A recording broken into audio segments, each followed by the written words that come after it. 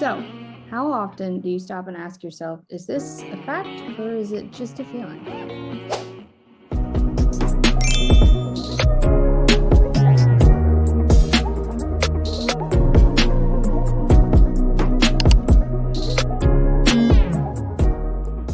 Hey there, welcome back. And today we are diving into something that most of us deal with probably on an everyday basis, our emotions. Emotions are really powerful.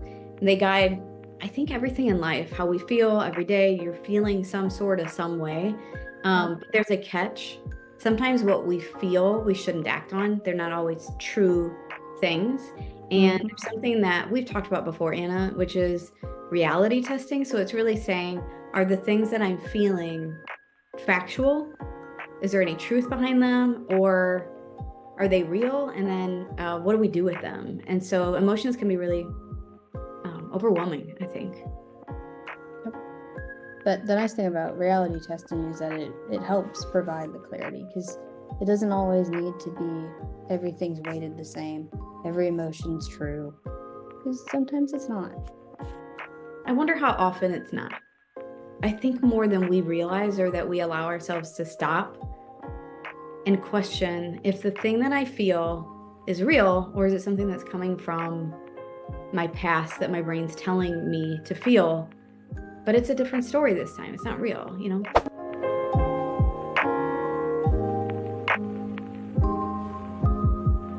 So reality testing is a part of emotional intelligence that we talk about a good bit, and you can find resources on our website, but it's all about differentiating between what's really happening in our reality around us and how we think or feel about it.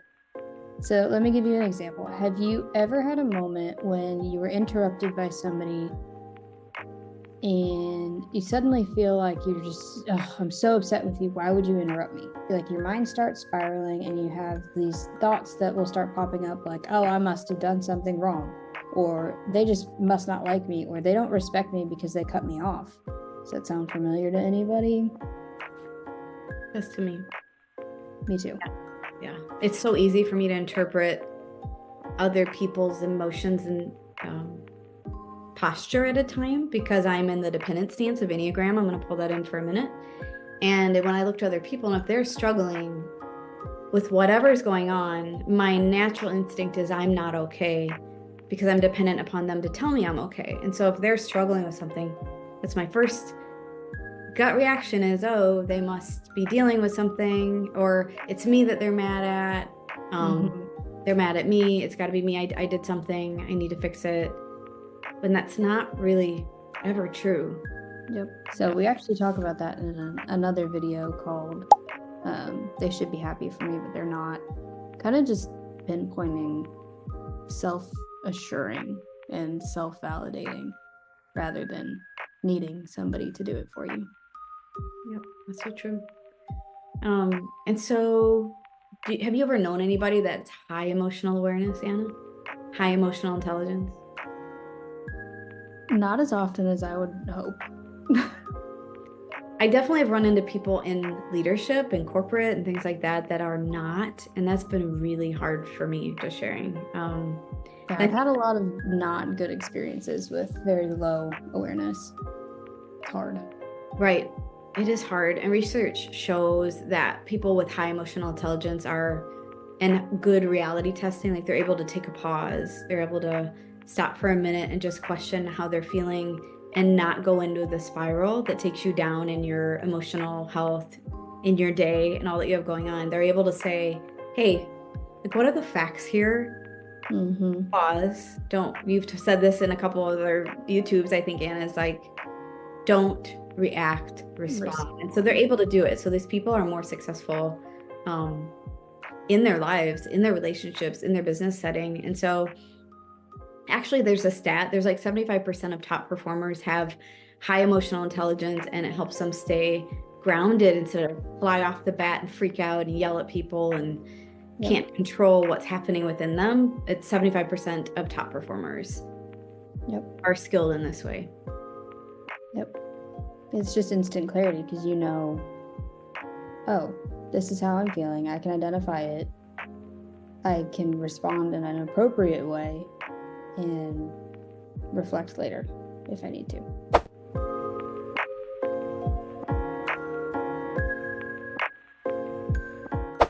So have you ever made a decision when you were upset only to realize later that it was your emotions that kind of really took hold of your reaction?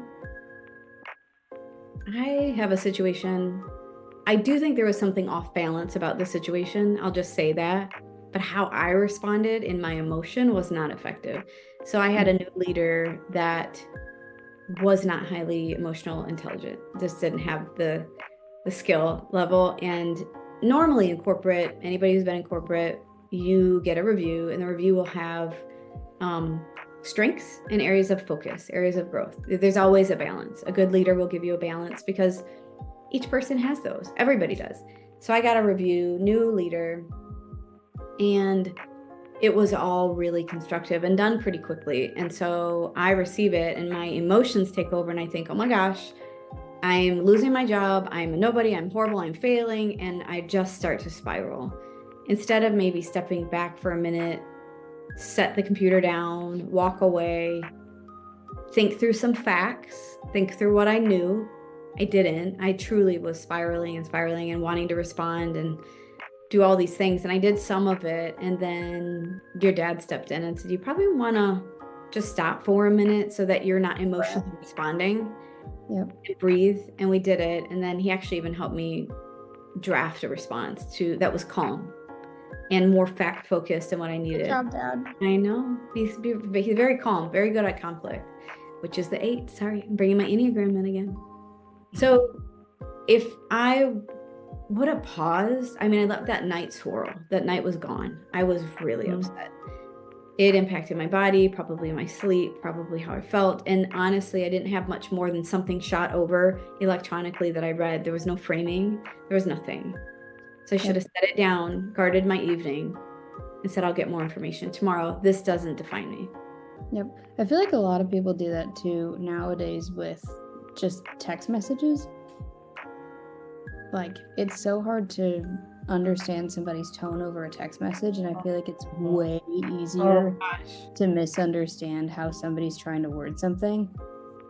It's what your brain starts. I know that there's several like memes and jokes about it on the internet, but like if you are not self-aware, if you don't have those skills to be able to say, okay, no, this person is very level-headed, they wouldn't respond to me like that typically, I'm probably just misinterpreting.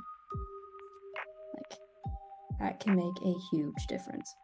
That's such a good point. This technology today, how people are not focused, they're quickly responding to things. And if your brain had an experience with some trauma or someone in the past with a text of something, it's going to go there and say, oh, guard yourself. Yep. This is you should be mad, you know. Yep. Oh, it's really good. It's really good. So the good news is you can train yourself. You can train your brain. I think first it's knowledge that you have a choice. So that's today. That's us giving you the knowledge. You've got a choice. You can do something different. Notice when your emotions start to trigger, and that can look differently for everybody. Any emotion for me will start to show red. It can be excited, frustrated, anger. It's not one, it's a lot, and it's embarrassing. But just when your emotions start to flare, you start assuming. You start to get upset, or you get distracted by something that came through, something someone said, how they said it, and pause. That's like one of the best tools you can do is just pause and say, what do I know is true about this thing? You can control your responses, which then can help you have better days, more peace, more all the things that most of us seek every day. It's just that joy, because we don't let something that's not real keep running us. And the ease, like, it just makes life easier. You don't have to be constantly worried if somebody is responding in a certain way, or if like the world is not always out to get you. I feel like a lot of people might believe that. Yeah, and like I said before, it's from past hurts, past experiences. People aren't healthy. Yep. We all experience them. We're all trying to get healthy. It's the world we live in a little bit.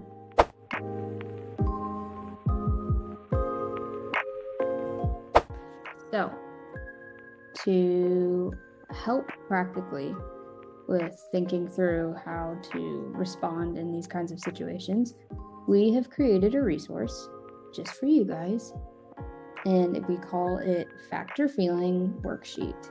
So from now, for the next 7 days till October 25th, we're offering it for free.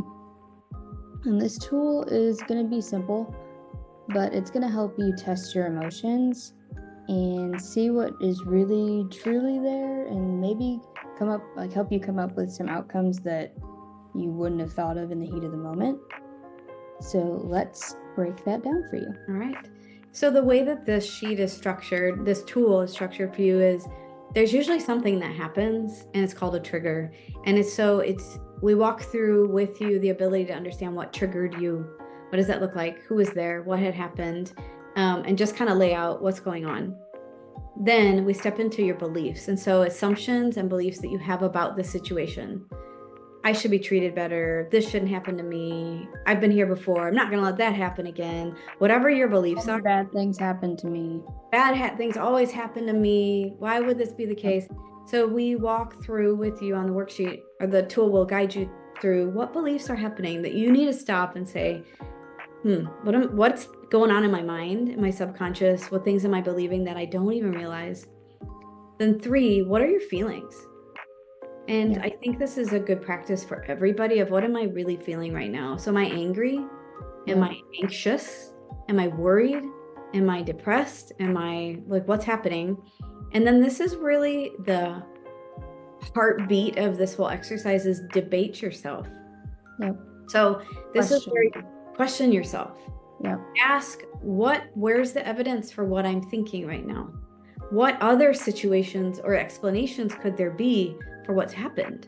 And you start to kind of contradict your own self, your own thoughts, your own beliefs, to break through a reality outcome of what's happening that gives you probably more optimism, reality testing. And the outcome you get is just, what do you want to do to go forward? So I have this emotion, I have this feeling. Is it real? What do I know that's true? And how do I want this outcome to be?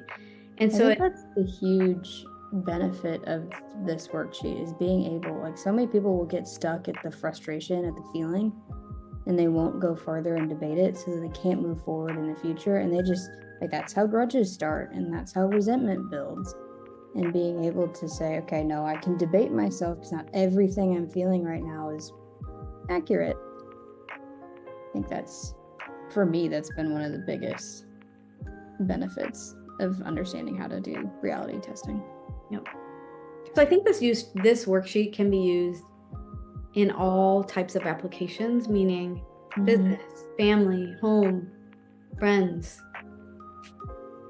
And the more that you get used to training your brain to think about this and this way and pause, and you don't need a sheet anymore.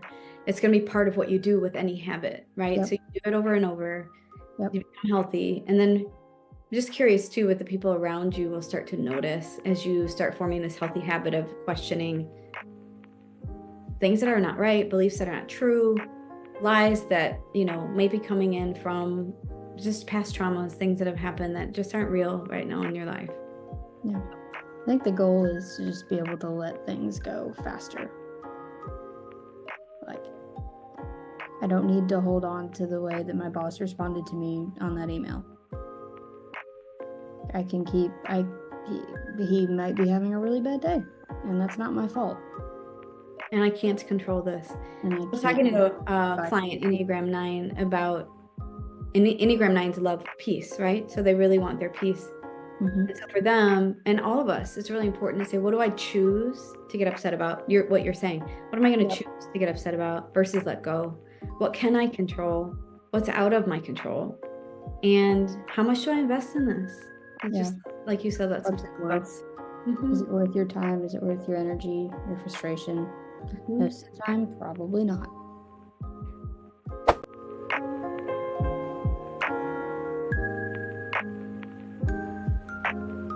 Okay, well, friends, before we wrap up, we wanted to give you even a step further from the worksheet, but also giving you some affirmations that you can remind yourself, because it's not easy. reality testing is not easy, especially at first. Most of the time, we don't even think about it because we've never been taught how to. So these are 3 affirmations that you can remember or write down. I recommend you write it down, just to make this transition a little bit easier as you're learning how to do this. The first one is, I have the power to pause and respond thoughtfully rather than react emotionally. If I would have known that in some of my previous relationships, woo! Okay, number 2. Each time I challenge my assumptions, I grow stronger and wiser. Like, it can be the smallest step, you guys, and you're growing in some way. And that's huge. That's something that should be celebrated. And then our last one is, I am worthy of learning how to separate my feelings from reality to make decisions with clarity. Again. So good. Your emotions are important because they're telling you something. It's allowing you to stop and say, what's this? Let me evaluate it. And something might be off, truly. That may be the case. And so it just gives you a prompt. It's amazing. It's actually an amazing tool. Mm-hmm. And so if you then insert reality testing to help you balance what's true and what's right, you can take control of your emotional responses and of your life, honestly, because emotions are in all of us. They're everywhere, like we talked about in the beginning. And you can start seeing clearly. You can have more freedom. So we encourage you to download the worksheet. It is available today for you to grab, and it will be available for a short time. I think we're making it available for free until October 25th. October 25th. So grab the worksheet, share it with your friends. Yeah. People that you love also learn how to do this skill because it is so, so important. All right. Thanks for watching, and hit the like and subscribe button below. And we hope to see you back. We're going to keep sharing more tools, whether it's your personality, it's about self-awareness, your emotions, relationships. We're cheering you on every day, and we love you all, and we'd love to hear from you. So if there's a topic you want to hear about, just let us know. We would love to. Something that you're struggling with testing right now, like on this topic. If there's something that, like, if you're struggling with a boss and you just want somebody else to soundboard off of, let us know in the comments. Like, we are here for you guys. We want to be a resource, whether that is just through our downloads or in a conversation. Amazing. Thanks, everybody. Right. Have a good week. Bye.